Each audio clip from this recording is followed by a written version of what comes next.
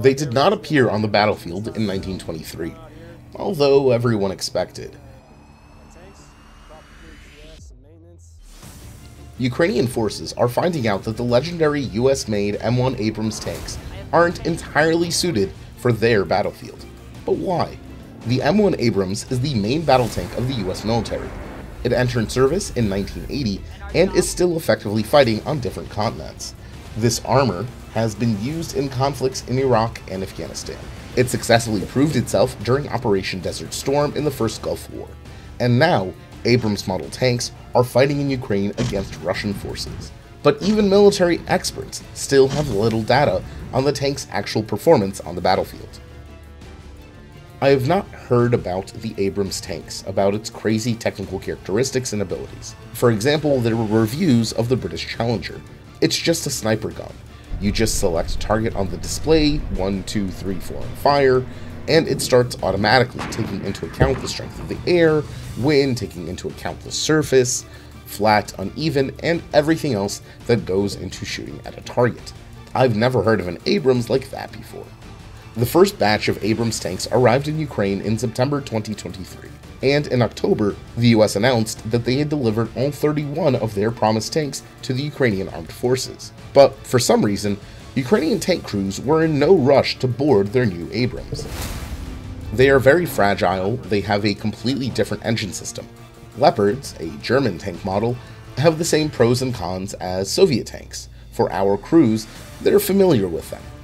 But these are a completely different story, just as the Israeli Merkava tank is also something completely different, which is why it's used this way. One of the key problems facing Ukraine's usage of Abrams tanks is the difficulty of their repair.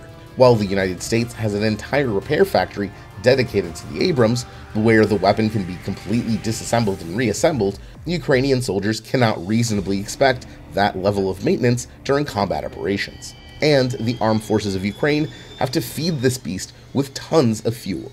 It takes 38 liters just to start the engine. As far as I know, there was a problem with the chassis. Also, there were problems with adapting it to our conditions. It was necessary to make certain innovations, certain upgrades. Plus, as our military said in the first couple of battle trials, the armor is weak and it needs to be strengthened.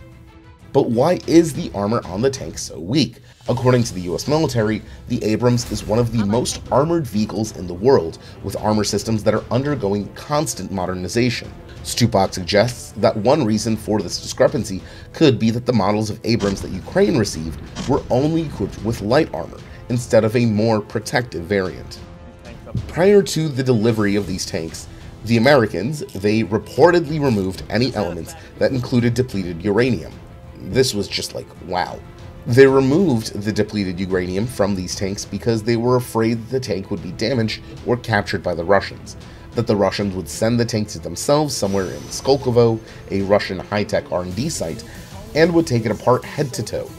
And even worse, the Russians would give the tanks to the Chinese, and the Chinese would totally copy the whole thing and make it 10 times as cheaply, and equip their own tanks. And thus, they would have an advantage over the Americans. Russians would likely spread the news of the capture of an American Abrams tank far and wide.